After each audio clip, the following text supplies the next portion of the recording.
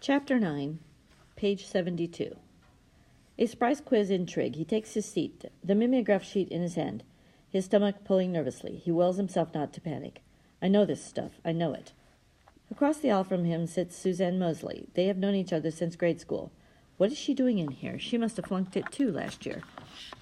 He watches as her pudgy fingers grip the pencil. Her brow is furrowed, her mouth pinched. It makes him ashamed of his own fear. She has always had trouble in math, could take it from now until the world ends, and it won't help. He looks up. Mr. Simmons is staring at him. Guiltily, he looks down at his paper. Given reduction formulas. Sine equal minus sine minus, in parentheses, sine. Cosine equals cosine, in parentheses, minus cosine, parentheses. Stay calm. It will come. Don't think about anything else. Just the problem. Easy does it. Confidence. Halfway through the test, his pencil point snaps. He straightens up, lets out his breath with a sigh. Not hard. It's not as hard as he thought it would be. His back is tense and he rubs it, stretching. He goes to get another pencil from the box on Simmons' desk. No pencil sharpening during a quiz. That is one of the unbreakable rules. Simmons looks up. Everything okay, Jarrett? He nods, returning to his seat. Out of the corner of his eye, he can see Suzanne's paper. Crossouts everywhere. The poor kid. He knows what that feels like. What did she take this course for, anyway?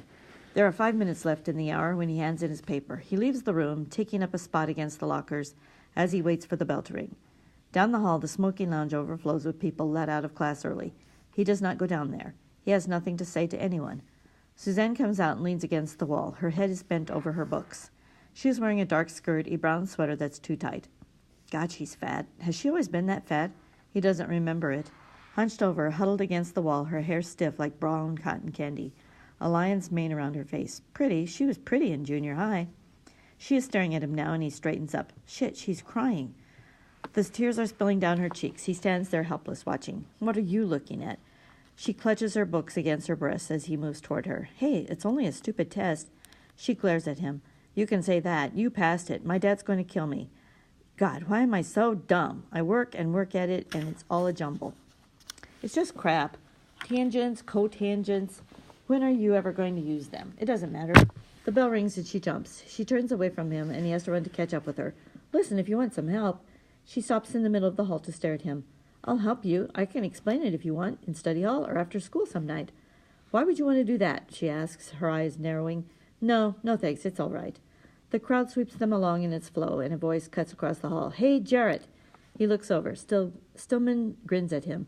Suzanne has gone on ahead, and Conrad stands a moment looking after her, feeling relieved and yet oddly hurt. In the locker room that afternoon, Stillman lies in wait. Hey, Jarrett, she busy Saturday? Hey, let me know if she's easy, will you? Who? Van Buren asks. Come on, Jarrett, I'll let you know about Pratt if you let me know about Mosley. Mosley? Van Buren echoes. Mosley? He slams his locker closed, and their laughter follows him up the stairway to the pool. Pricks, to hell with them forever. In bed he waits for sleep. He cannot get under until he has reviewed the day, counted up his losses. He must learn more control. Cannot allow himself the luxury of anger. He has seen it happen before. Guys become easy targets for the Stillmans of the world. Next time, laugh when he needles you. What about that test? Did he pass it? He thinks so, but something else. What had he said to Suzanne? It doesn't matter. And suddenly it clicks into place. Why Simmons had kept such an eye on him all through the hour. Oh, God, that was the class. Last year, a quiz being returned. Across his paper in red pencil, incomplete, see me. He had stared at it all through the hour while the rest of the class discussed and made corrections. No use listening. None of it meant anything to him.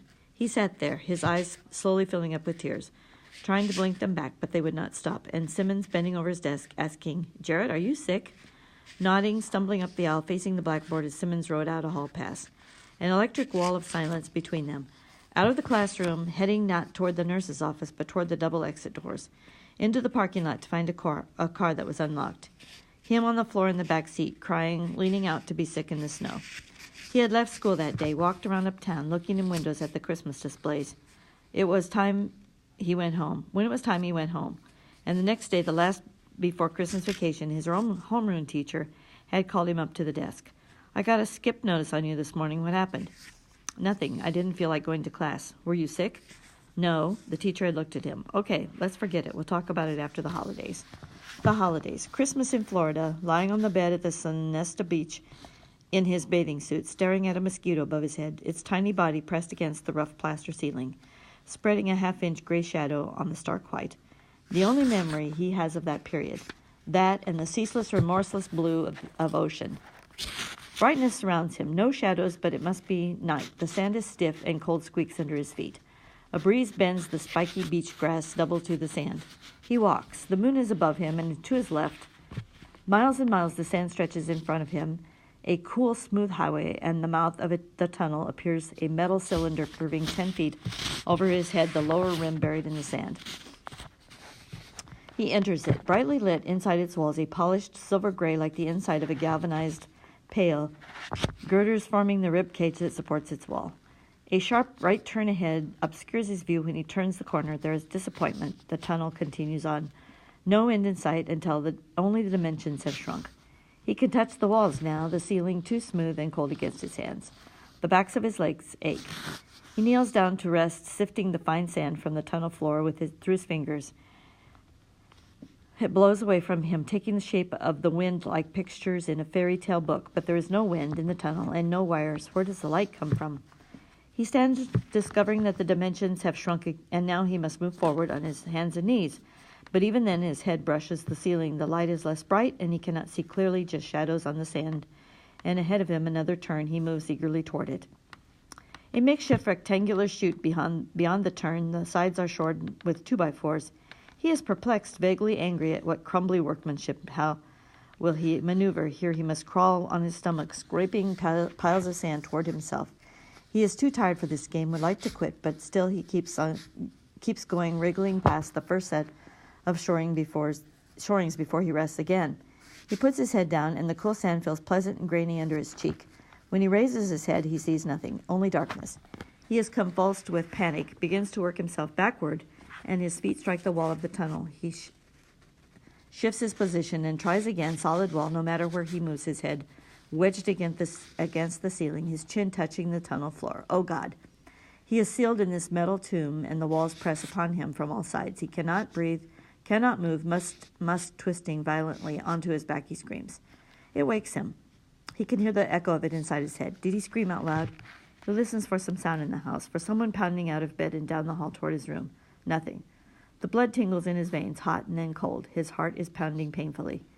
He sits up, turns on the light, but slowly. No sudden movements.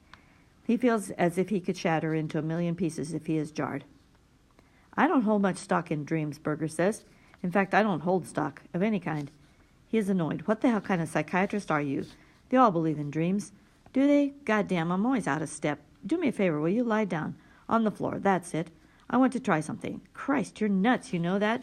Still he obeys, lowering himself to the carpet and stretching out, ankles crossed, hands behind his head. Change of perspective, Berger says. He likewise lowers himself, steadies the blood. Steadies the blood, he scoffs. This is stupid. Besides, I lay down all the time at home. It doesn't help. Maybe I need some kind of tranquilizer. Tranquilizer? Yeah, what do you think? I think, Berger says, that you come in here looking like something out of the Body Snatchers. It is not my impression that you're in need of a tranquilizer. I feel nervous all the time. I can't sleep. Maybe your schedule's too heavy. You're trying to do too much. Maybe you ought to drop a course or two. No. No? Why not? Because I'm already behind. Behind what? The great schedule in the sky? The golden grade book? What? God, you're preaching again and your ceiling's dirty. So sue me. Listen, kiddo, I lied. I believe in dreams, and I especially believe in yours. They're fascinating as hell. Only sometimes I like to tell me about what happens to you when you're awake, okay? Something is bugging you. Something is making you nervous. Now, what is it? He sits up, reaches for his coffee. Okay, I know what it is. I don't want to swim anymore. I look horrible. My timing is for shit. He's got 2 guys who are better than me swimming the 50. And anyway, I don't give a damn about those guys. They're a bunch of boring jocks. And I can't stand him. He's a tight-ass son of a bitch. He breaks off, clamping his teeth over the rest of the words, gripping his knees, his stomach in knots. Well, Berger says after a moment, well, why don't you quit then? I can't. It looks so stupid. I go to him and beg for one more chance. Then I swim for 2 months and quit again. Can't you see how stupid that would look? Forget how it looks. How does it feel? He shakes his head. No, that's what happened last year. It's the same damn thing I did last year. Forget last year. You think you're the same person you were last year? He shrugs, lying down again, staring upward at the ceiling. So tell me about the coach, Berger says. How come he's a tight-ass son of a bitch? He smiles faintly. I don't know. He's a jerk. He says to me, this is typical. Jarrett, I had a friend who was hospitalized for this same thing 5 years ago. Been in and out of institutions ever since. Now, what the hell am I supposed to say to that? What did you say? I told him I wasn't planning on going back. He says, no, I don't suppose you are. Sometimes, Berger says, people say stupid things. They feel like they got to say something, you know? Sometimes people say stupid things because they're stupid. A wooden clock on the wall behind his head ticks away loudly, and it is relaxing to lie here with this placid man beside him, talking of anger and of change, without being irrevocably committed to it. He could go to sleep right here. Right now he is yawning, pleasantly tired. But it is 5 o'clock, time to go home. The problem, kiddo, Berger says, it's real, you know. A good, healthy problem needs a good, healthy solution. Point of separation, between the six and the wells. Real problems, real solutions, you get it? He rolls onto his stomach, his head buried in his arms. Sounds like a chapter heading to me. Berger sighs. I hope to hell you're writing this stuff down. It'll be a shame if it's lost to the future generations. I've got it taped up over the back of the John.